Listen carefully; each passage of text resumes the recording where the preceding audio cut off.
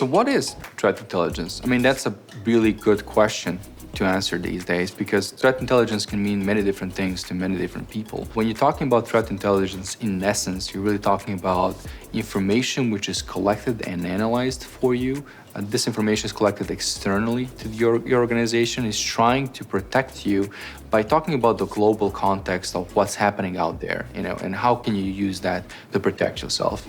And type of these information can be broad. You can talk about file reputation, you can talk about network reputation, IP reputation, you can talk about private information being hosted on dark web, you can talk about social security numbers. All these things are external threat intelligence that you use to check if any part of your organization is exposed to these particular risks. So it's either a feed presented to the organization or it's a tool built upon this information. So in terms of tools, you can think about things like, I want to subscribe and be notified anytime my social security number is mentioned on the dark web or whenever my brand is mentioned in a negative context. Those are all applications of threat intelligence that we see out there. And that leads us to the problem. The problem is all of this is external, right? All of this information is collected outside the organization. There's really little context of what's happening within the organization.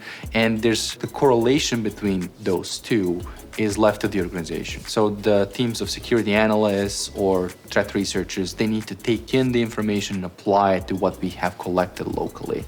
And to try to solve that problem, we really need to look at threat intelligence from both ends. The external is still very, very important. We need to understand what's happening outside the organization. We need to understand what's happening outside in the world. But that local component is a good source of threat intelligence, which is being left on the table, if you will. The local threat intelligence is something which is produced by analyzing the objects within the organization itself. We're really talking about wherever data is stored, being able to analyze it, to collect it, and to convert it into actionable items. And that can be as simple as an analyst taking in all of the spam, all of the malicious attachments being collected by the organization and creating simple YAR rules which are detecting these malicious threats.